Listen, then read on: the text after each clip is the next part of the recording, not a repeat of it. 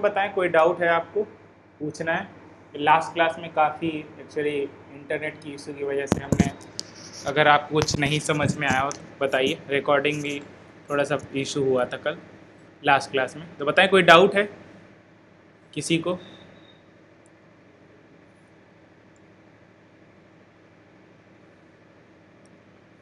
हाँ जी बताइए, डाउट है क्या?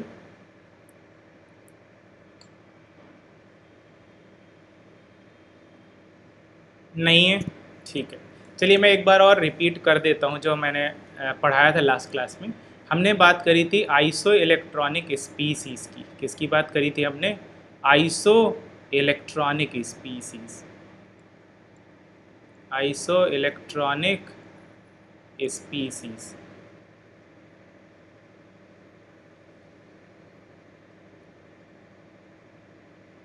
आइसो इलेक्ट्रॉनिक स्पीसीज़ की हमने बात करी थी। क्या मतलब होता है आइसो इलेक्ट्रॉनिक स्पीसीज़ का? आइसो इलेक्ट्रॉनिक स्पीसीज़ का मतलब होता है वो स्पीसीज़ जिसमें नंबर ऑफ इलेक्ट्रॉन्स क्या हो? सेम हो। द मॉलिक्यूल्स और आयंस और the species having same number of having same number of electrons, having same number of electrons, अगर उसमें इलेक्ट्रॉन्स क्या हैं? एक बराबर हैं, तो उसको हम क्या बोलेंगे? उसको हम आइसो इलेक्ट्रॉनिक स्पीसीज बोलेंगे। ठीक है। जैसे अगर मैं बात करूं सोडियम की, सोडियम प्लस अगर मैं बात करूं तो कितने इलेक्ट्रॉन निकल के आएंगे सोडियम प्लस में? 10 इलेक्ट्रॉन आने चाहिए। कितने होते हैं? 11 होते हैं। इसमें से एक इलेक्ट्रॉन निकाल दिया तभी तो एक पॉजिटिव आया है। कितने इलेक्ट्रॉन हो गए? 10 इलेक्ट्रॉन हो गए। अगर मैं मैग्नीशियम 2 प्लस की बात करूं तो मैग्नीशियम 2 प्लस में 12 इलेक्ट्रॉन होते हैं। 2 इलेक्ट्रॉन आपने निकाल दिए तो 10 इलेक्ट्रॉन बचे। सेम यहाँ पे देखिए, अगर एल्यूमिनियम 3 प्लस है तो एल्यूमिनियम 3 प्लस में आपने यहाँ पे 13 इलेक्ट्रॉन होते हैं। अगर आपने यहाँ पे 3 इलेक्ट्रॉन निकाल दिए तो 10 इलेक्ट्रॉन बचे। बात करते हैं नियॉन की, तो नियॉन में कितने इलेक्ट्रॉन्स होते हैं? 10 इलेक्ट्रॉन होते हैं। तो आइसो इलेक्ट्रॉनिक स्पीसीज़ का मतलब है वो सारी स्पीसीज़ जिनमें आपका 10 इलेक्ट्रॉन होने चाहिए। इसके बाद अगर फ्लोराइड माइनस की बात करें तो फ्लोराइड माइनस में फ्लोराइड का एटॉमिक नंबर होता है 9। इसमें इलेक्ट्रॉन होते हैं फ्लोरीन में आपके 9। एक इलेक्ट्रॉन ऐड किया, इसमें भी क्या हो गए? 10 इलेक्ट्रॉन हो गए। O2 माइनस की अगर मैं बात करूं तो O2 माइनस में कितने हो जाएंगे? 8। इसमें इलेक्ट्रॉन होते हैं, 2 बाहर से ऐड किया है इसलिए 2 माइनस आए हैं तो 10 हो जाएगा। इसके बाद N3 माइनस, नाइट्रोजन में 7 इलेक्ट्रॉन होते हैं, 3 बाहर से किए हैं तो 10 हो जाएगा। तो अगर आइसो इलेक्ट्रॉनिक स्पीसीज़ में आप कंपेयर करते हैं, अगर उनके एटॉमिक रेडियस, आयनिक रेडियस को, किसी भी रेडियस को आप कंसीडर करो तो यहाँ पे जितना ज़्यादा नेगेटिव चार्ज है उतना ज़्यादा क्या होगा? आपका साइज़ बड़ा होगा। तो सबसे ज़्यादा बड़ा साइज़ होगा N3 माइनस का, फिर आपका O2 माइनस का, फिर F माइनस का, फिर आपका नियॉन का, फिर एल्यूमिनियम का, फिर मैग्नीशियम का, और फिर आपका सोडियम का।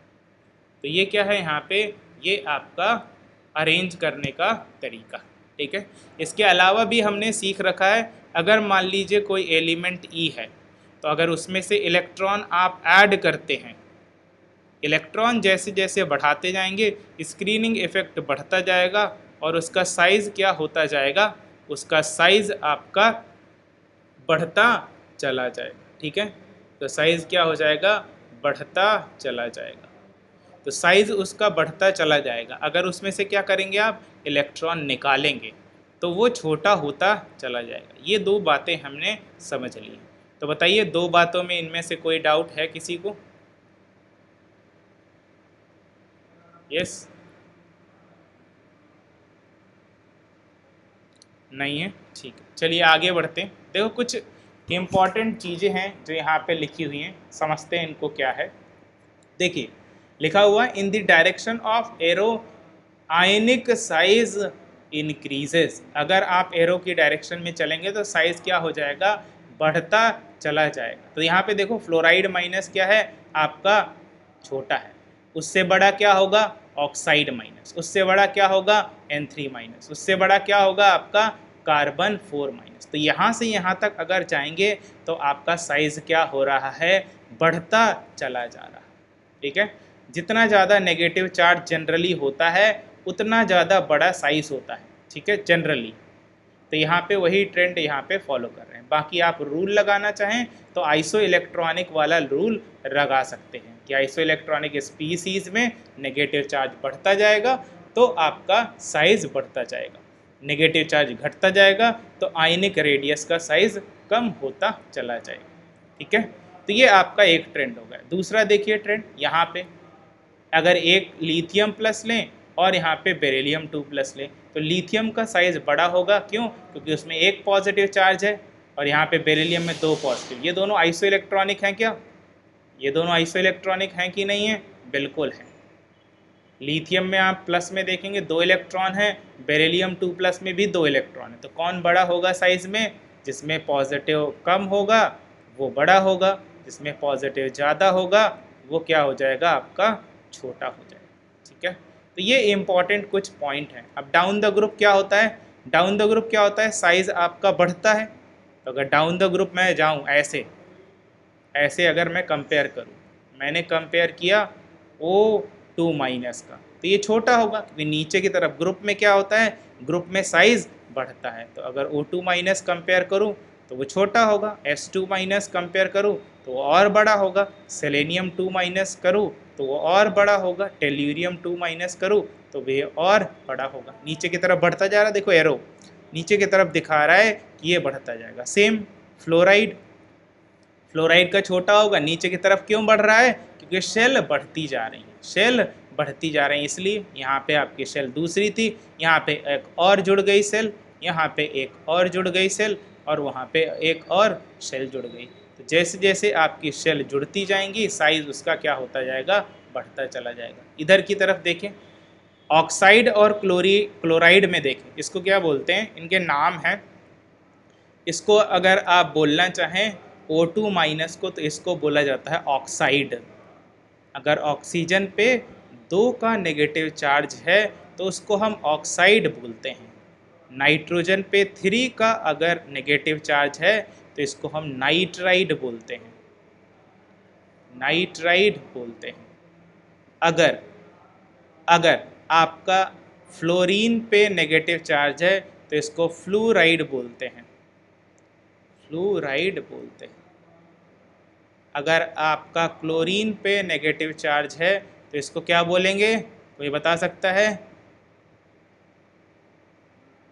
क्लोराइड बोलेंगे, गुड, क्लोराइड बोलेंगे। Br माइनस को क्या बोलते हैं, ब्रोमाइड। जैसे ब्रोमीन होता है बस उसमें आइड लगा देना है, ब्रोमाइड। आयोडीन को क्या बोलेंगे, आयोडाइड, आयोडाइड, आयोडाइड। तो ये आपका क्या हो जाएगा, यहाँ पे ट्रेंड हो जाएगा। तो यहाँ पे आप देख लेंगे नीचे की तरफ बढ़ता है, हमें पता है N3 माइनस और P3 माइनस में किसका ज़्यादा होगा बड़ा साइज़, तो आप बोलोगे P3 माइनस का साइज़ बड़ा होगा, क्योंकि नीचे की तरफ सेल बढ़ती है तो साइज़ ऑब्वियस सी बात है क्या होगा, बढ़ेगा। तो ये आपको पता है यहाँ। ठीक है, यहाँ पे भी हमें पता है कि नीचे की तरफ साइज़ होता है वो बढ़ता जाता है, आयनिक रेडियस बढ़ता जाता है, ये भी हमने पढ़ा हुआ है। शेल बढ़ेगी तो ऑब्वियस सी बात है भैया साइज़ बढ़ना है, इसको तो कोई रोक नहीं सकता। यहाँ पे सोडियम प्लस, देन आपका यहाँ पे पोटेशियम प्लस, देन आपका यहाँ पे रुबिडियम प्लस, देन यहाँ पे आपका सीजियम प्लस, नीचे की तरफ साइज़ बढ़ता जाता है। इसी तरह बेरिलियम के साथ में भी हमें देखा, पहले भी देखा है, आप भी देख सकते हैं कि बेरिलियम में नीचे की तरफ बढ़ता है जाने से साइज़, मैग्नीशियम और बड़ा होगा, फिर इसके बाद कैल्शियम और बड़ा होगा, स्ट्रोंशियम और बड़ा होगा, एंड बेरियम आपका सबसे बड़ा होगा। ठीक है, तो ये सारे ट्रेंड जो मैंने यहाँ पे समझाए यही ज़्यादातर आपके पूछे जाते हैं। थोड़ा सा अगर आपको आइडिया लेना है कि कौन सा बड़ा होगा तो ये चार्ट से आप एरो के साइज़ में देख सकते हैं कि बेरिलियम जो होगा वो आपका छोटा होगा, लेकिन एल्यूमिनियम 3+ बड़ा हो जाएगा। ठीक है, एल्यूमिनियम 3+ बड़ा हो जाएगा। अगर इन सेल की वजह से ऐसा हो रहा है, यहाँ पे सेल बढ़ गई है, यहाँ पे देखो मैग्नीशियम 2+ है और लिथियम प्लस है, तो ये इस साइड साइज़ बढ़ता है। ये जो एरो दिखा रहे हैं उससे आप आइडेंटिफाई कर सकते हैं, लेकिन इतना ज़्यादा डिटेल में नहीं पूछा जाता, लेकिन आपको आना चाहिए कि किस डायरेक्शन में क्या साइज़ है। जो यहाँ पे लिखे हुए हैं ये वाले ज़रूर आने चाहिए, क्योंकि ये लॉजिकल है। ये वाला है, ये आपको पता हो या ना हो कुछ ज़्यादा खास इम्पोर्टेंस नहीं रखता है। ठीक है, लेकिन ये आप डायगोनली देखें तो डायगोनली आप बता सकते हैं कि मैग्नीशियम का छोटा होता है, इसका जो डायगोनल एलिमेंट आएगा ऊपर की साइड में वो बड़ा होगा। कैल्शियम का डायगोनली जो होगा वो बड़ा होगा, स्ट्रॉन्शियम का डायगोनली जो होगा वो बड़ा होगा, बेरियम का डायगोनली बड़ा होगा, इसके नीचे कुछ आता नहीं है। तो ऐसे भी आप लॉजिक लगा सकते हैं। ठीक है, आई होप यहाँ तक आपको समझ में आ गया होगा। कोई डाउट है किसी को? ठीक है, नहीं है तो आगे बढ़ जाते हैं, देखेंगे। नाउ देखिए आयनाइजेशन एनर्जी क्या होती है, पहले मैं आपको समझाता हूँ आयनाइजेशन एनर्जी क्या होती है, फिर हम आगे बढ़ेंगे। देखो आयनाइजेशन एनर्जी क्या होती है, किसी को पता है क्या? किसी ने सुना है ये वर्ड आयोनाइजेशन एनर्जी?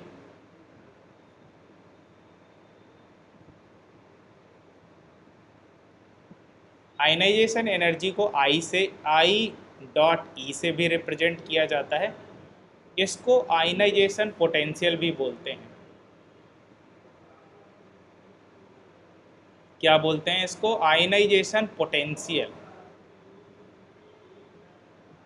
अलग अलग इसके नाम हैं। आयनाइजेशन पोटेंशियल को I लिखा जाता है, IP लिखा जाता है आयनाइजेशन पोटेंशियल, या इसको कई बार ऐसे भी लिखते हैं आयनाइजेशन एनर्जी को I और यहाँ पे H। इसका मतलब होता है आयनाइजेशन इंथैल्पी। ये जो इंथैल्पी वर्ड है ये आप थर्मोडायनेमिक्स में पढ़ेंगे। ठीक है, जो इंथैल्पी वर्ड है वो आप थर्मोडायनेमिक्स में पढ़ेंगे। अभी के लिए क्या मानना है, इंथैल्पी क्या है? एक एनर्जी है। क्या है इंथैल्पी? एनर्जी है, अभी ये मान के चले। थर्मोडायनेमिक्स में आप समझेंगे कि एक्चुअली इसका मीनिंग क्या होता है। अभी के लिए क्या है इंथैल्पी? एनर्जी है। ये क्या है? एनर्जी है। ये भी पोटेंशियल भी क्या है? एनर्जी है, और ये एनर्जी है। तो अलग अलग टर्म्स में आपके क्या होते हैं, इसके नाम बोले जाते हैं। तो आयनाइजेशन एनर्जी का मतलब पहले समझते हैं। मान लीजिए क्या है, सोचना, पहले सोचना और फिर समझना और फिर आंसर देना। ठीक है, सोचो। मान लीजिए मैंने यहाँ पे एक एटम रखा हुआ है, बीच में क्या होता है एटम के? सबको हमें पता है क्या होता है यहाँ बीच में? बीच में होता है न्यूक्लियस। न्यूक्लियस किससे बना होता है? न्यूक्लियस प्रोटॉन और न्यूट्रॉन से बना होता है, ये हमें पता है। प्रोटॉन और न्यूट्रॉन से ये बना होता है। नाउ अगर हम क्या करें, यहाँ पे एक इलेक्ट्रॉन लेते हैं बाहर, तो ये इलेक्ट्रॉन क्या होगा? इससे अट्रैक्शन होगा इसका इलेक्ट्रॉन का कुछ ना कुछ, तभी तो ये क्या है? सेल में घूम रहा है। अगर अट्रैक्शन नहीं होता, आपका इलेक्ट्रोस्टैटिक फोर्स सेंटीपिटल फोर्स के बराबर नहीं होता जैसा हमने पढ़ा था, तो ये इलेक्ट्रॉन इसमें घूमता ही नहीं। तो ये अट्रैक्शन है, इसलिए ये घूम रहा है। अच्छा मुझे बताओ, अगर इस इलेक्ट्रॉन को मुझे निकालना है, इस इलेक्ट्रॉन को मुझे निकालना है, तो क्या एनर्जी देनी पड़ेगी? अगर इस इलेक्ट्रॉन को निकालना है, अगर आयनाइजेशन एनर्जी आपको याद हो, तो ये मैंने टर्म पहले भी बताया हुआ है। क्या करते हैं, आपकी आयनाइजेशन एनर्जी में इलेक्ट्रॉन को क्या कर देते हैं? बहुत दूर एटम से भेज सकते हैं। क्या कर देते हैं? बहुत एटम को दूर भेज देते हैं। यहाँ से जैसे है आपका पहली नंबर के सेल में है, मान लो ये पहली नंबर के सेल में है, तो इसको कहाँ भेज देंगे हम? इनफाइनाइट पे भेज देंगे। n = इनफाइनाइट पे भेज देंगे। तो अगर इनफाइनाइट डिस्टेंस पे भेजना है तो बताओ एनर्जी लगेगी कि एनर्जी मिलेगी? अगर मुझे इलेक्ट्रॉन को n = इनफाइनाइट में पहुंचाना है तो मुझे एनर्जी देनी पड़ेगी कि मुझे एनर्जी मिलेगी? बता सकते हैं? हाँ बिल्कुल सही बात है, हमें देनी पड़ेगी। कि हमें पता है अगर एक्साइटेशन करना है, अगर पहली सेल से दूर भागाना है उसको, तो एनर्जी देनी पड़ेगी। तो यहाँ पे जो आप एनर्जी देते हो, यहाँ पे जो आप एनर्जी देते हो वही एनर्जी क्या है आपका आयनाइजेशन पोटेंशियल या आयनाइजेशन एंथैल्पी या आयनाइजेशन एनर्जी आपकी होती है। मतलब एक सेल से क्या करना है, एक सेल से इलेक्ट्रॉन को बहुत दूर भेज देना है, एक सेल से इलेक्ट्रॉन को हटा देना है, एक सेल से इलेक्ट्रॉन को हटा देना है, तो वो आपका क्या हो जाएगा आयनाइजेशन एनर्जी। मतलब वो एनर्जी जो आपने दी है जिससे इलेक्ट्रॉन निकल करके इस सेल को छोड़ करके भाग गया है, बहुत दूर भाग गया है, उसी एनर्जी को हम क्या बोलते हैं आयनाइजेशन एनर्जी बोलते हैं। आयनाइजेशन एनर्जी के लिए 3 चीज़ें ध्यान में आपको रखनी पड़ेगी। एक तो एटम क्या होना चाहिए, आइसोलेटेड होना चाहिए। क्या होना चाहिए, आइसोलेटेड होना चाहिए, तभी कैलकुलेशन सही आएगी। आइसोलेटेड का मतलब क्या होगा, अलग अलग होना चाहिए, अलग थलग होना चाहिए। ऐसे नहीं चलेगा कि मान लीजिए आपने सोचा कि यहाँ पे क्या करते हैं, एक बॉन्ड बनाते हैं, यहाँ पे एक एटम लिया मैंने और यहाँ पे एक एटम लिया, मैंने क्या किया 2 एटम लिए और आप सोचो कि इसमें भी इलेक्ट्रॉन है, इसमें भी इलेक्ट्रॉन है, अभी यहाँ से निकालते हैं एटम, ठीक है, ये यहाँ से इलेक्ट्रॉन निकालते हैं, यहाँ से क्या करते हैं इलेक्ट्रॉन निकालते हैं, यहाँ पे होगा इलेक्ट्रॉन कहीं पे, ठीक है, कहीं पे ये घूम रहा होगा, इधर भी घूम रहा होगा। तो यहाँ पे अगर आप एनर्जी डाल के इलेक्ट्रॉन निकालते हैं तो उसको हम आयनाइजेशन एनर्जी नहीं बोलेंगे, करेक्ट डेफिनीशन नहीं है, उसको हम एनर्जी बोलेंगे कि इतनी एनर्जी लगी है इलेक्ट्रॉन को निकालने के लिए। लेकिन आयनाइजेशन एनर्जी में वो जो होना चाहिए एटम, वो अलग होना चाहिए, किसी से जुड़ा ना हो, किसी से संपर्क ना हो उसका, ठीक है, अलग थलग जो एटम है उसी के हम क्या निकालते हैं आयनाइजेशन एनर्जी निकालते हैं, ठीक है। ये इसको बोला जाएगा तो क्या बोला जाएगा, ionization energy of a molecule बोला जाएगा। ये मॉलिक्यूल है, मॉलिक्यूल की आयनाइजेशन एनर्जी। हमें किसकी पढ़नी है, अभी हम पढ़ रहे हैं एटम की। तो एटम क्या होता है, अलग थलग होता है, ठीक है, तो अलग थलग पहले करना है। अगर ये बना हुआ है मॉलिक्यूल तो आप इसको तोड़ेंगे, एनर्जी दे करके क्या करेंगे, आप इसको तोड़ेंगे और तोड़ करके आप क्या करेंगे, 2 अलग एटम बनाएंगे। जब 2 अलग एटम बन जाएंगे तब ही आप उनमें से क्या करेंगे, इलेक्ट्रॉन निकालेंगे, अदरवाइज आप इलेक्ट्रॉन नहीं निकालेंगे। तो आइसोलेटेड आपका एटम होना चाहिए। आइसोलेटेड का मतलब है अलग थलग होना चाहिए, किसी से जुड़ाव लगाव नहीं होना चाहिए, किसी भी टाइप का अट्रैक्शन नहीं होना चाहिए। एक अलग एटम है उसी को लेंगे और फिर उसमें एनर्जी डालेंगे और उस एनर्जी डालने से अगर इलेक्ट्रॉन निकल जाता है तो उसे हम आयनाइजेशन एनर्जी बोलें। दूसरा फैक्टर क्या है, तो पहला हो गया आइसोलेटेड होना चाहिए, अलग थलग होना चाहिए। दूसरा क्या होना चाहिए, गैसियस होना चाहिए, गैसियस एटम होना चाहिए। गैसियस ही क्यों जरूरी है भैया, देखते हैं क्या जरूरी है, देखेंगे तो अभी पता चल जाएगा। देखो गैसियस इसलिए ज़रूरी है आपका, अगर मैं गैसियस की बात करूँ, मान लो मेरा है सॉलिड, ठीक है, मान लो मैंने एक एटम लिया है वो सॉलिड है, सॉलिड से अगर मैं कन्वर्ट करूँ उसको लिक्विड में, सॉलिड से किस में कन्वर्ट करूँ, लिक्विड में कन्वर्ट करूँ, तो बताओ सॉलिड से लिक्विड में कन्वर्ट करने के लिए क्या कुछ एनर्जी देनी पड़ती है या अपने आप हो जाता है? यहाँ से आपको एनर्जी देनी पड़ेगी। तो मान लो आपने E1 एनर्जी यहाँ पे दी, लिक्विड से गैस में अगर देना है तो यहाँ पे भी एनर्जी देनी पड़ेगी, तभी तो है। आप क्या करते हो, सॉलिड आइस को आप क्या कर देते हो, या आप बर्फ़ को बाहर रख दो खोल करके, तो क्या होता है, वो एनवायरनमेंट से आपकी जो आइस है बर्फ़, वो धीरे धीरे एनर्जी लेती है और पिघलना शुरू कर देती है। फिर क्या होगा, आप लिक्विड लो, पानी लो और उसको बॉयल करना शुरू कर दो, तो गैस में वो कन्वर्ट होता है जब आप एनर्जी देते हो। या पानी को ऐसे ही फर्श पर फेंक दीजिए तो क्या होगा, धीरे धीरे इवापोरेशन हो जाएगा, उसमें भी क्या होती है, एनर्जी लगती है। तो यहाँ से यहाँ तक क्या है, एनर्जी आपकी लगेगी, यहाँ से यहाँ तक क्या होगी, एनर्जी आपकी लगेगी। तो उन्होंने बोला जब भी आप डिसाइड करेंगे तो ध्यान रखिएगा वो एटम जो होना चाहिए वो आइसोलेटेड गैसियस होना चाहिए। गैसियस एटम से ही आपको कैलकुलेशन शुरू करना है, ठीक है। यहाँ से आपको कैलकुलेशन नहीं करना, उसका पहले अगर सॉलिड है तो उसको गैस बनाइए। गैस बनाने के बाद आप आयनाइजेशन एनर्जी उसका चेक करेंगे हमेशा। तो दो चीज़ें इसमें ध्यान रखनी है कि आपका जब भी आयनाइजेशन एनर्जी डिसाइड होगा तब वो आइसोलेटेड होना चाहिए एटम और गैसियस एटम होना चाहिए, ठीक है। ये दो कंडीशन होती हैं। तो अगर मैं डेफिनीशन लिखूं आयनाइजेशन एनर्जी का, तो देखें आयनाइजेशन एनर्जी का डेफिनीशन क्या होगा। आयोनाइजेशन एनर्जी का डेफिनीशन देखते हैं। आयोनाइजेशन एनर्जी का डेफिनीशन क्या होगा। इसको इंथैल्पी भी बोलते हैं। The amount of energy required, ऐसे आप लिख सकते हैं, the amount of energy required, the amount of energy required, the amount of energy required to remove an electron, to remove an electron, to remove an electron। कहाँ से निकालना है electron को, ये ध्यान रखना है, कहाँ से निकालना है, फ्रॉम आइसोलेटेड, फ्रॉम आइसोलेटेड, अलग थलग जो एटम है उससे निकालना है। Isolated comma gaseous, gaseous, isolated gaseous atom,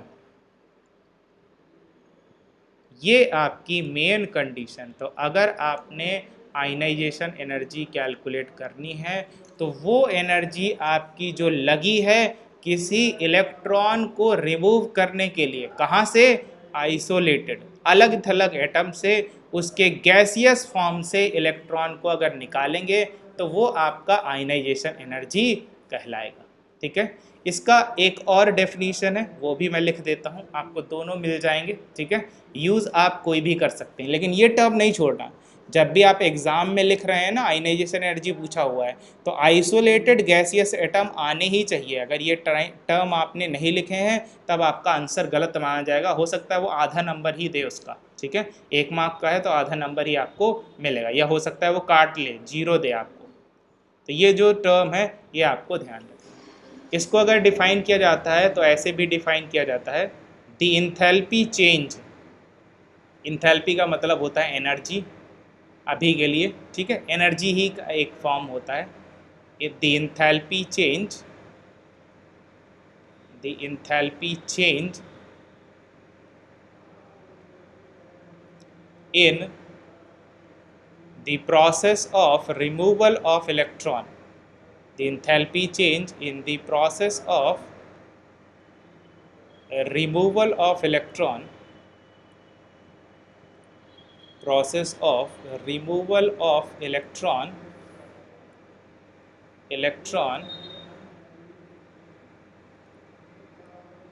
from an isolated gaseous atom, from an isolated gaseous atom, isolated gaseous atom, इसमें भी वो टर्म लिखना पड़ेगा, ठीक है। ये टर्म से आप बच नहीं सकते, ये टर्म आपको लिखना ही लिखना है, ठीक है। तो ये हमने देख लिया। तो हम क्या समझे कि यहाँ पे अगर आपका कोई भी एटम है तो उसमें से इलेक्ट्रॉन निकालने के लिए जितनी एनर्जी चाहिए आपका गैसियस आइसोलेटेड एटम, तो ये गैसियस होना चाहिए, एक तो ये गैसियस हुआ, दूसरा ये isolated atom and isolated atom होना चाहिए, आइसोलेटेड एटम होना चाहिए, गैसियस और आइसोलेटेड एटम होना चाहिए। यहाँ से क्या करेंगे आप, इलेक्ट्रॉन निकाल देंगे, ठीक है। यहाँ पे आपका इलेक्ट्रॉन है और यहाँ से आप क्या कर देंगे, इलेक्ट्रॉन निकाल देंगे। कैसे, आपने एनर्जी दी, इसको लिखते कैसे हैं, डेल्टा, ये है डेल्टा, मतलब इंथैल्पी चेंज या एनर्जी चेंज यहाँ वाली सेल से इनफाइनाइट तक पहुँचाने के लिए, ऐसे भी लिख सकते हैं, या इसको आप आयनाइजेशन एनर्जी IE से भी लिख सकते हैं, ठीक है।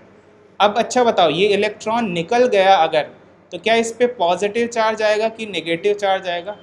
अगर मैं किसी एटम से इलेक्ट्रॉन निकाल दूं तो कौन सा चार्ज आएगा? पॉजिटिव आएगा। मान लो ये एक ए एटम, ठीक है, मान लो ये एक एटम है, गैसियस फॉर्म में था, तो गैसियस फॉर्म में था तो इसके लिए हम क्या लिख देते हैं ब्रैकेट में जी। जी का मतलब होता है गैसियस फॉर्म। इसमें से मैंने क्या किया, एनर्जी दी। एनर्जी क्या दी? Delta I H. ये लिखा है तो मतलब कौन सी एनर्जी दी होगी? Ionization energy. तो क्या हो जाएगा ये?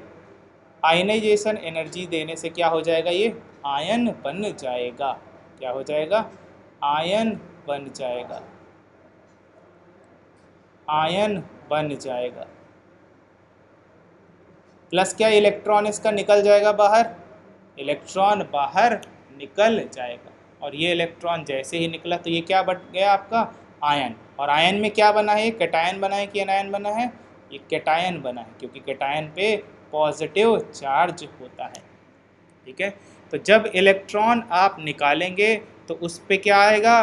पॉजिटिव चार्ज आएगा, तो हमेशा क्या बनेगा? वो कैटायन बनेगा। बताइए, बात समझ में आ रही है आयनाइजेशन एनर्जी की आपको?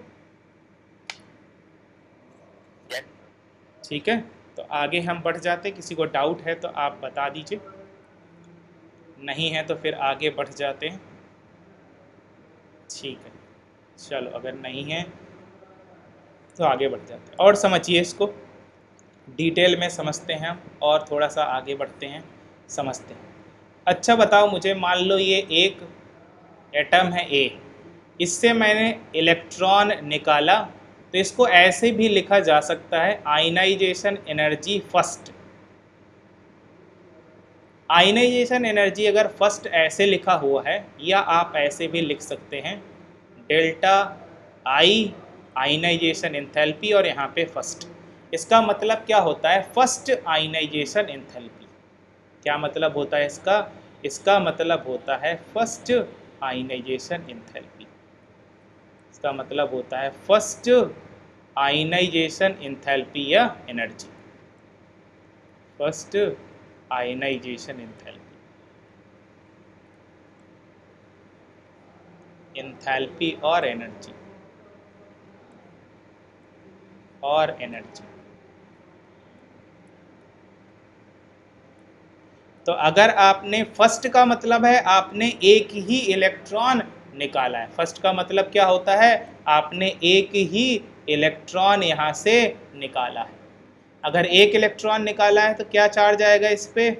पॉजिटिव आएगा। क्या? एक का पॉजिटिव, बिल्कुल सही है, एक पॉजिटिव आएगा। अगर मैं एक और इलेक्ट्रॉन निकाल दूं तो इसको क्या बोलेंगे? Second ionization energy. क्या बोलेंगे? अगर मैं दूसरा इलेक्ट्रॉन निकाल दूं तो इसको हम बोलेंगे सेकंड आयनाइजेशन एनर्जी। IE2 का मतलब है second ionization energy, second ionization energy या एंथैल्पी। अगर सेकंड आयनाइजेशन एंथैल्पी की बात करेंगे तो बताओ क्या चार्ज आएगा उस पर? कितना चार्ज आएगा? दो इलेक्ट्रॉन निकालने के बाद उस पर कितना चार्ज आएगा? 2 पॉजिटिव हो जाएगा। इसके बाद मैं और एक इलेक्ट्रॉन निकालूं तो क्या हो जाएगा? थर्ड आयनाइजेशन एनर्जी लगेगी मुझे, तो क्या बन जाएगा? ये आपका थर्ड आयनाइजेशन एनर्जी हम इसको बोल देंगे। तो IE3 का मतलब है third ionization energy, third ionization enthalpy और एनर्जी। तो यहाँ पे क्या हो जाएगा? 3 पॉजिटिव। कहने का मतलब ये है, अगर फर्स्ट आयनाइजेशन एनर्जी आपकी लगी तो यहाँ पे एक पॉजिटिव चार्ज आएगा। अगर सेकंड आयनाइजेशन एनर्जी आपकी लगी तो 2 पॉजिटिव चार्ज आएगा। अगर थर्ड आयनाइजेशन एनर्जी बोला गया तो आपका 3 पॉजिटिव चार्ज आएगा। अगर आपके nth आयनाइजेशन एनर्जी लगी तो क्या चार्ज आएगा? N पॉजिटिव का चार्ज आएगा। अब मुझे एक चीज़ बताओ, अब मुझे एक चीज़ बताओ कि साइज़ किसका छोटा है? एटॉमिक रेडियस किसकी छोटी है? पहले ये बताइए, एटॉमिक रेडियस किसकी छोटी है? आयनिक रेडियस या एटॉमिक रेडियस? आयनिक रेडियस बताइए, आयनिक रेडियस किसकी सबसे छोटी है? कौन सबसे छोटा है इन सभी में? A3+, थर्ड वाला सबसे छोटा है, हम दिखा भी सकते हैं इसको, ठीक है। यहाँ पे आपका क्या है, ये वाला हमारा थोड़ा सा छोटा है, ऐसे ये वाला हमारा क्या है, चलो थोड़ा सा इसको और बड़ा बनाते हैं क्योंकि 3 पॉजिटिव, ये ऐसा है, तो ये वाला क्या हो जाएगा, उससे और बड़ा हो जाएगा, ठीक है।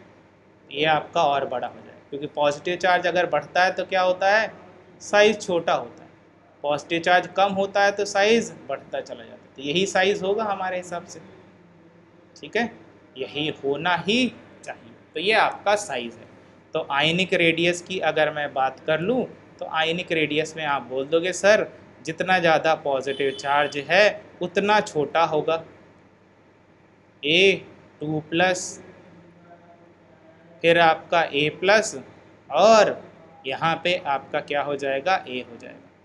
अच्छा मुझे बताओ किसमें से एनर्जी कौन सी बड़ी होगी, ठीक है, एनर्जी कौन सी बड़ी होगी, यहाँ से IE3 बड़ी होगी कि IE2 बड़ी होगी कि IE1 बड़ी होगी, कौन सी बड़ी होगी बता सकते हैं क्या? रीज़न बता सकते हैं?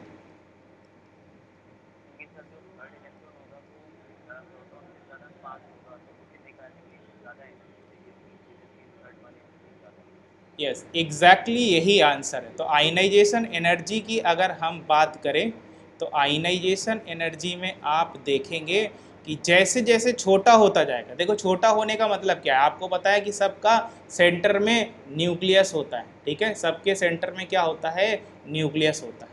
तो देखो अगर आप क्या कर रहे हैं, यहाँ से कर रहे हैं, इलेक्ट्रॉन क्या है यहाँ पे बाहर है, तो यहाँ से दूर है तो आसानी से निकल जा रहा है भैया, यहाँ से और पास हुआ तो और डिफ़िकल्टी हुई, यहाँ से और पास हुआ तो और डिफ़िकल्टी, यहाँ से और दम लगेगी। तो जैसे जैसे साइज़ छोटा होता जाएगा तो वैसे वैसे क्या होता जाएगा, ज़्यादा एनर्जी आपको देना पड़ेगा। तो सबसे कम एनर्जी कहाँ पे लगेगी आपकी, सबसे कम एनर्जी यहाँ पे लगेगी क्योंकि सबसे बड़ा साइज़ है, न्यूक्लियस से दूर है, आराम से ये निकल जाएगा। तो सबसे कम एनर्जी क्या होगी आपकी, आयनाइजेशन एनर्जी 1 लगेगी।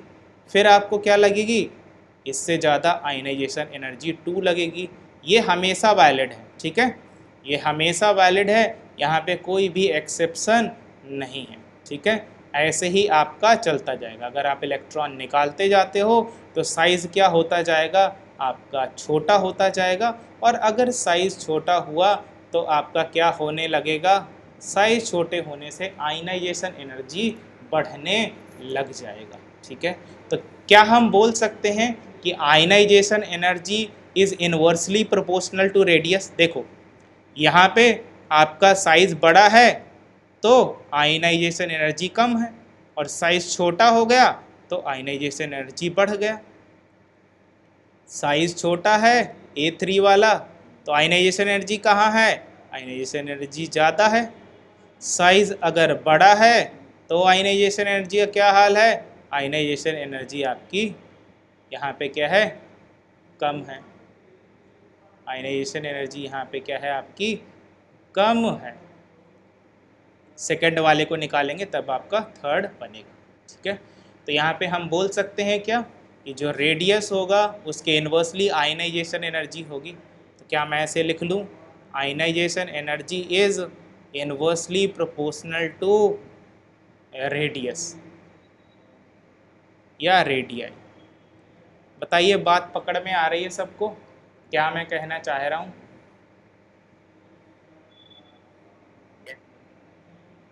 बाकी भी बोलिए, एक आध लोग बोल रहे हैं, बाकियों ने आज क्या मौन व्रत रखा हुआ है? चलो ठीक है, क्या मौन व्रत रखा हुआ है इसके लिए हाँ बोल रहे हो कि ये रिलेशन के लिए, रिलेशन, ठीक है। तो ये आपका हम बोल सकते हैं। तो इससे एक रूल हमें पता चल गया कि साइज़ अगर बड़ा है तो आपका आयनाइजेशन एनर्जी कम लगेगा, और अगर आपका साइज़ क्या है यहाँ पे छोटा है तो आयनाइजेशन एनर्जी हमें ज़्यादा लगेगा। तो यही आपका फैक्ट यहाँ पे पूरा एक्सप्लेन किया गया है। एक बार पढ़ लेते हैं। इसको क्या लिखा हुआ है, the amount of energy required to remove the most loosely bonded electron. Most loosely bonded electron का मतलब समझ लीजिए, एक एक लाइन बाय लाइन आपको समझना चाहिए जो भी लिखा रहता है। मान लो एक है, मान लो यहाँ पे मैं ड्रॉ कर रहा हूँ, लिथियम का ड्रॉ कर रहा हूँ, ठीक है। लिथियम का कॉन्फ़िगरेशन बच्चे को पता रहता है अब, ठीक है। तो क्या कॉन्फ़िगरेशन होगा, 1s2 2s1, ये आपका सेंटर पे न्यूक्लियस।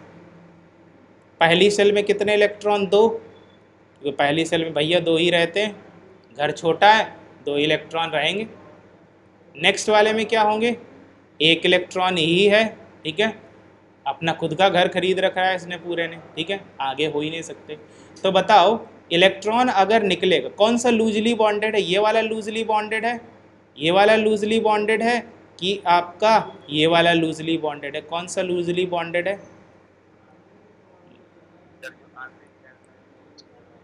आखिरी सेल में जो दूर है। लूजली बॉन्डेड का मतलब है वो अच्छे से न्यूक्लियस से नहीं बंधा हुआ। लूजली बॉन्डेड का मतलब है वो न्यूक्लियस से दूर है। लूजली का मतलब होता है away from nucleus, away from nucleus, from nucleus, nucleus से दूर वाला इलेक्ट्रॉन। तो ये वाला दूर है तो ये जल्दी निकल जाएगा, तो ये लूजली बॉन्डेड इलेक्ट्रॉन हुआ, लूजली बॉन्डेड इलेक्ट्रॉन हुआ, इलेक्ट्रॉन हुआ, लूजली बॉन्डेड इलेक्ट्रॉन हुआ, ठीक है। तो हमें क्या करना है, amount of energy required to remove an electron, तो इसी वाले को हमें क्या करना है, हटाना है। तो मैंने कुछ एनर्जी यहाँ पे दिया, जो सबसे दूर है पहले उसी को हटाएंगे, जो पास है तो उसको थोड़ी हटा सकते हैं, ठीक है। जो आपका दूर होता है उसको हटाना आसान होता है, तो यहाँ पे आपका एनर्जी दिया लूजली इलेक्ट्रॉन को from an isolated gaseous atom. कहाँ से निकालना है, आइसोलेटेड गैसियस एटम से आपको निकालना है, from its ground state electronic configuration. इसमें आप चाहें तो ऐड कर सकते हैं ग्राउंड स्टेट इलेक्ट्रॉनिक कॉन्फ़िगरेशन। कहाँ से, ये देखो ग्राउंड स्टेट है, आपको पता होगा ग्राउंड स्टेट का मतलब आपको समझ में आ गया है कि ग्राउंड स्टेट का मतलब उसमें जितने इलेक्ट्रॉन थे उसी का कॉन्फ़िगरेशन हमें कर देना होता है, ये हमने देख लिया है। तो ग्राउंड स्टेट कॉन्फ़िगरेशन है ये। तो ग्राउंड स्टेट से आप यहाँ पे एक इलेक्ट्रॉन निकालेंगे, यहाँ से आप क्या करेंगे, रिमूवल ऑफ इलेक्ट्रॉन करेंगे, रिमूवल ऑफ इलेक्ट्रॉन करेंगे। तो ये आपको ग्राउंड स्टेट से करना है। यूनिट्स क्या होगी, यूनिट्स होंगी किलो जूल पर मोल। देखो अब ये आप समझ चुके हैं, मोल वगैरह पढ़ चुके हैं, तो आपको आइडिया होना चाहिए ये मतलब क्या है। मतलब क्या है, कह रहे हैं अगर एक मोल, अगर एक मोल आप क्या लोगे, एटम्स लोगे, एक मोल्स एटम्स लोगे तो कितनी एनर्जी लगेगी, किलो जूल में 1 किलो जूल एनर्जी लगेगी। Energy is required, is required, energy is required. तो कहने का मतलब है कि ये किलो जूल पर मोल अगर लिखा हुआ है, मतलब एक मोल के लिए, एक मोल पार्टिकल के लिए इतनी एनर्जी लगती है। और एक मोल का हमें पता है, एक मोल का मतलब होता है कितने particles, Na particles, 6.022 into 10⁻23 particles. तो इतने अगर आपके पार्टिकल्स होंगे तो आप डेफिनेटली बोल सकते हैं कि ये क्या है, किलो जूल में है। तो हमेशा एक एक एटम का नहीं निकालते, किलो जूल पर मोल के हिसाब से इसको लिखा जाता है। ये दूसरी यूनिट होती है किलो कैलोरी पर मोल, ये भी आपकी एनर्जी की यूनिट है। और ये थर्ड है इलेक्ट्रॉन वोल्ट। तो ये हम पढ़ चुके हैं कि इलेक्ट्रॉन वोल्ट का मतलब क्या होता है, कैसे हम इलेक्ट्रॉन वोल्ट के फॉर्म में एनर्जी को कन्वर्ट करते हैं, आगे देखेंगे। Ionization is endothermic, endergonic, endergonic, required energy. Exothermic का मतलब होता है एनर्जी मिलती है, और एंडोथर्मिक का मतलब क्या होता है, एनर्जी लगती है। तो लगा रहे हैं ना हम एनर्जी, यहाँ से हमने लगाई है एनर्जी, तभी तो ये इलेक्ट्रॉन बाहर गया भाई। हमने एनर्जी नहीं दी होते तो ये न्यूक्लियस से आराम से अच्छे से प्यार से बंधा था। हमने इसको फोर्स किया कि भागो भैया यहाँ से, तुम्हारी जगह अब नहीं है यहाँ पे। एनर्जी हमने दी है तो ये निकल के भाग गया।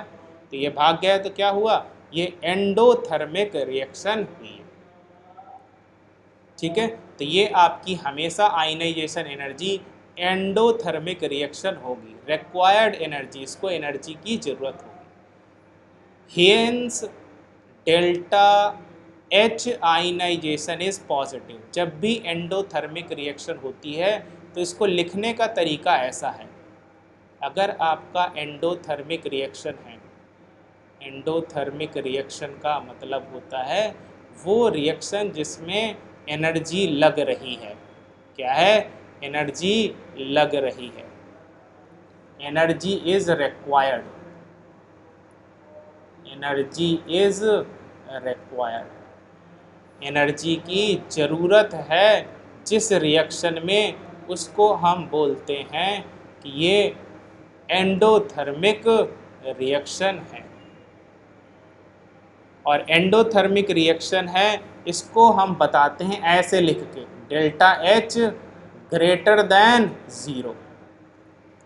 अगर delta H greater than zero है, इसका मतलब लिखा हुआ है, इसका मतलब है कि आयनाइजेशन एनर्जी या आपकी एंडोथर्मिक रिएक्शन।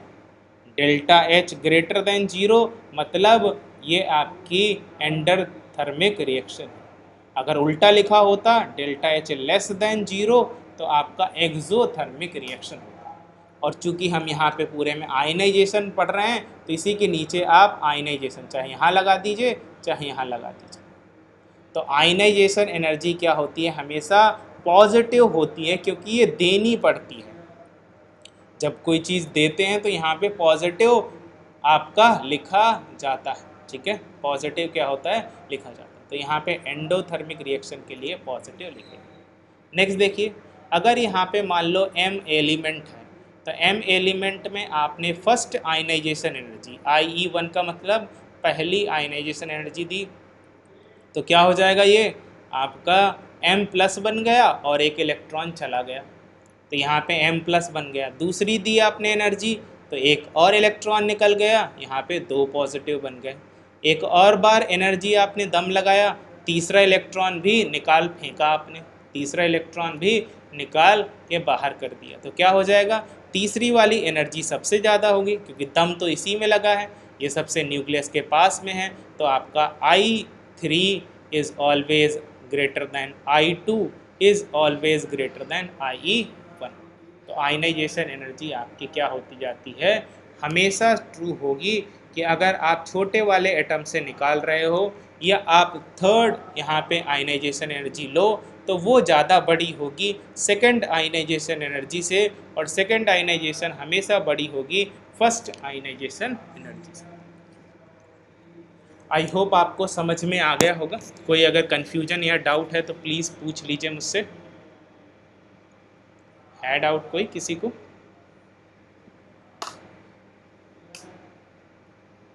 नहीं है, ठीक है, आगे बढ़ जाते। देखो फैक्टर्स, कौन कौन से फैक्टर्स हमारे इफ़ेक्ट करते हैं, बहुत आसान सा बात है, बहुत आसान सा बात है, आपको समझ में आ जाएगा। देखो लॉजिक, देखो हमने पहली लॉजिक समझ ली कि आयनाइजेशन एनर्जी का पहला फंडा समझ लिया, एटॉमिक रेडियाई, तो सारा खेल आसान हो जाता है। अगर मैं बोलूँ आयनाइजेशन एनर्जी तो आपको पता है रेडियस के साथ में या एटॉमिक साइज़ के साथ में क्या रिलेशन है, साइज़ अगर छोटा तो आयनाइजेशन एनर्जी इज़ बड़ी। तो ये इन्वर्सली हमने पढ़ लिया। दूसरा, अच्छा मुझे बताओ, लॉजिकली बताना, ठीक है, अगर मैं इधर लिखता हूँ, मैं इधर फिर यहाँ पे पॉइंट वाइज लिख दूँगा। अगर मुझे बताओ, अगर सिग्मा बढ़ जाए, स्क्रीनिंग इफेक्ट बढ़ जाए, तो बता सकते हो स्क्रीनिंग इफेक्ट बढ़ेगा तो साइज़ का क्या होगा, साइज़ बढ़ेगा, और साइज़ बढ़ेगा तो क्या होगा, आयनाइजेशन एनर्जी कम होगी कि ज़्यादा होगी, कम होगी। ठीक है, तो ये आप क्या बोल सकते हैं कि अगर आपने स्क्रीनिंग इफेक्ट बढ़ा है तो क्या हुआ है, आयनाइजेशन एनर्जी कम हुई है। अगर आपका स्क्रीनिंग इफेक्ट घटे तो क्या होगा, घट जाएगा, तो रेडियस क्या हो जाएगा, कम हो जाएगी। अगर रेडियस छोटी हो गई तो और ज़्यादा ताकत लगेगी अब इलेक्ट्रॉन निकालने में। तो कैसा हो गया स्क्रीनिंग इफेक्ट का आयनाइजेशन से रिलेशन, इन्वर्सली और डायरेक्टली, इन्वर्सली रिलेशन हमें देखने को मिल जाता है सिग्मा और आयनाइजेशन एनर्जी। सब लॉजिकली है, आप बहुत आसानी से इसको समझ सकते हो, कोई रटने की ज़रूरत या आवश्यकता नहीं है, ठीक है। तो यहाँ पे आपने यहाँ पे ये ट्रेंड देख लिया। तो मैं क्या लिख दूँ यहाँ पे, क्या लिख दूँ, ionization energy inversely proportional to sigma, ionization energy inversely proportional to screening effect, मैं सिग्मा लिख देता। थर्ड, एक और बात समझो, ठीक है, इसके अलावा एक बात और हम समझते हैं, जेड न्यूक्लियर चार्ज है, जेड इफेक्टिव की बात करते हैं।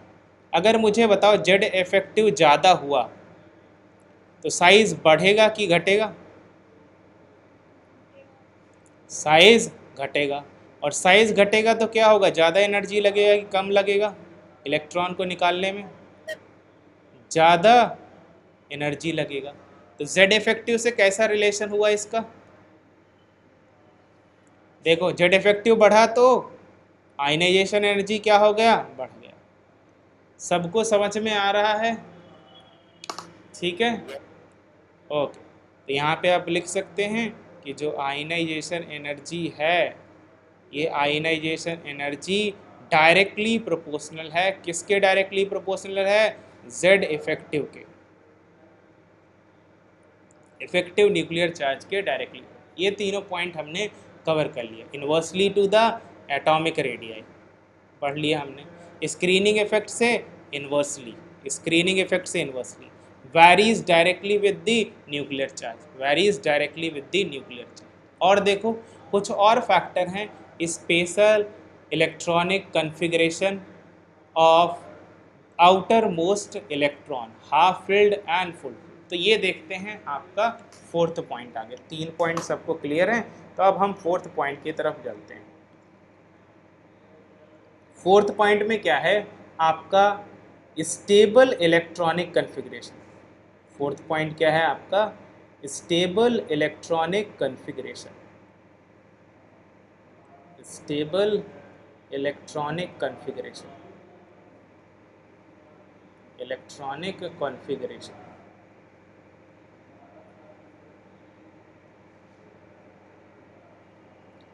स्टेबल इलेक्ट्रॉनिक कॉन्फ़िगरेशन, आपको अगर याद हो तो मैंने बताया था जो हाफ फील्ड कॉन्फ़िगरेशन होते हैं या फुल फील्ड कॉन्फ़िगरेशन होते हैं वो ज़्यादा स्टेबल होते हैं। क्या आपको याद है, हाफ फील्ड और फुली फील्ड कॉन्फ़िगरेशन ज़्यादा स्टेबल होते हैं कि याद होगा किसमें, क्रोमियम में मैंने इलेक्ट्रॉनिक कन्फिग्रेशन कराया था। क्या कराया था क्रोमियम का इलेक्ट्रॉनिक कन्फिग्रेशन, यहाँ पे था आपका 1s2 या आउटर मोस्ट ही लिख देते हैं, हीलियम नियॉन आर्गन, आर्गन यहाँ पे आपका 3d5 था और 4s1 था।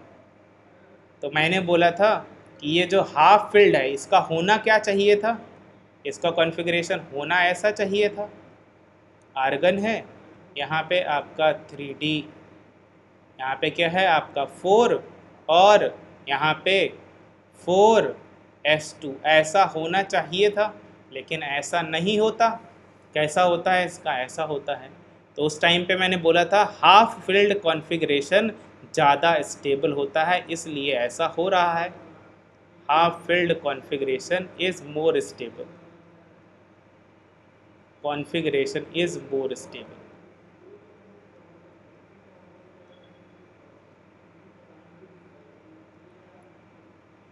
is more stable, more stable,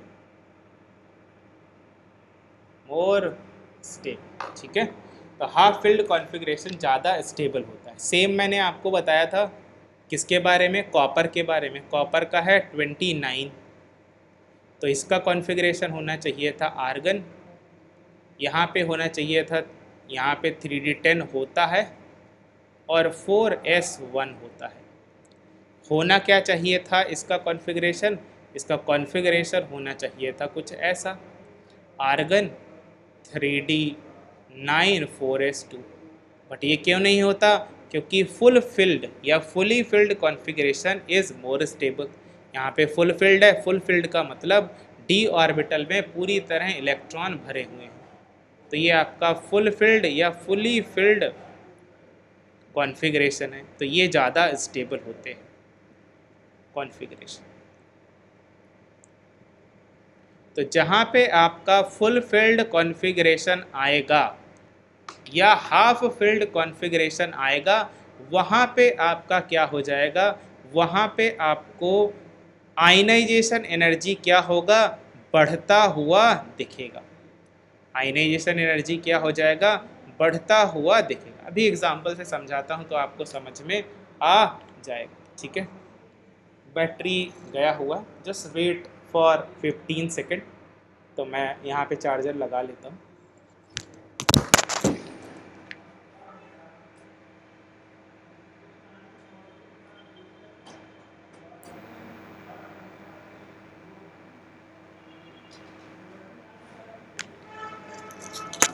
हाँ जी, तो हम क्या कह रहे थे कि हमारा जो फुल फील्ड है कॉन्फ़िगरेशन वो मोर स्टेबल होता है, हाफ फील्ड मोर स्टेबल बाकी कॉन्फ़िगरेशन से, बाकी कॉन्फ़िगरेशन से,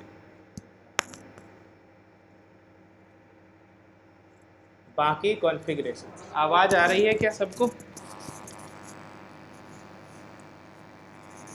इंटरनेट कनेक्शन लॉस्ट, इंटरनेट गया हुआ है, थोड़ा सा वेट करेंगे हम।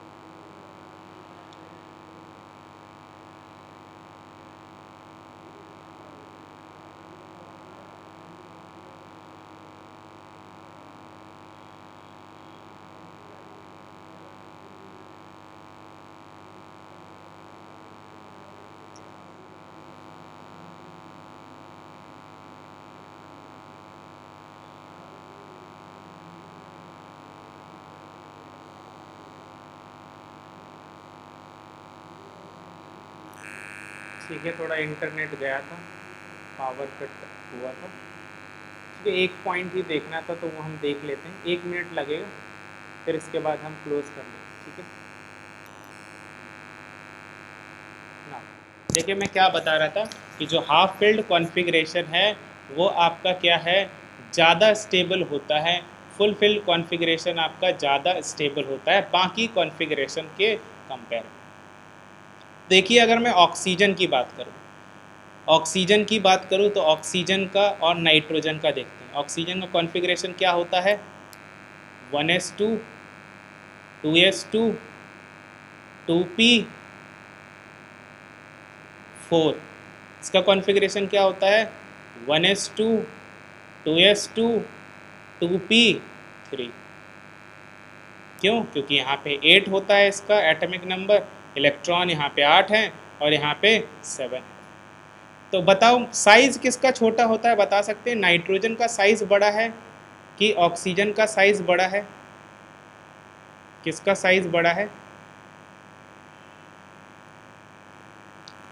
बता सकते हैं किसका साइज़ बड़ा है?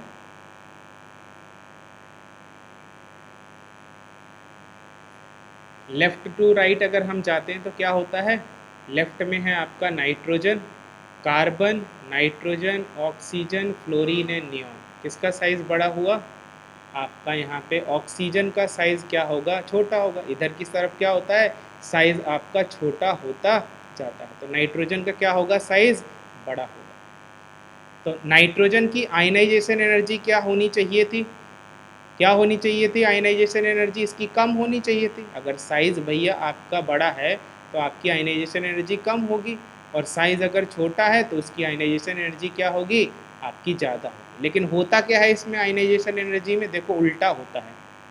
आयनाइजेशन एनर्जी जो नाइट्रोजन की है वो ज़्यादा है, और आयनाइजेशन एनर्जी जो आपकी ऑक्सीजन की है वो क्या है? कम है। तो रीज़न क्या हुआ इसके पीछे? रीज़न बहुत आसान है कि आपका इलेक्ट्रॉनिक कन्फिग्रेशन की वजह से ऐसा हो रहा है। इलेक्ट्रॉनिक कन्फिग्रेशन की वजह से ऐसा हो रहा है। यहाँ पे देखो हाफ फील्ड का मतलब ऑर्बिटल में आधे इलेक्ट्रॉन हो, तो 6 इलेक्ट्रॉन होते हैं पी ऑर्बिटल में, होते हैं कि नहीं होते हैं? तो इसका आधा क्या हो जाएगा? हाफ फील्ड में 3। तो ये हाफ फील्ड कॉन्फ़िगरेशन हुआ कि नहीं हुआ? बिल्कुल हुआ, ये हाफ फील्ड कॉन्फ़िगरेशन हुआ। तो हाफ फील्ड कॉन्फ़िगरेशन में आपकी आयनाइजेशन एनर्जी ज़्यादा लगेगी, तो नाइट्रोजन की आयनाइजेशन एनर्जी ज़्यादा होगी ऑक्सीजन से। होनी ऑक्सीजन के चाहिए था क्योंकि साइज़ इसका छोटा है, लेकिन इलेक्ट्रॉनिक कन्फिग्रेशन की वजह से ये आपका ऐसा होता है।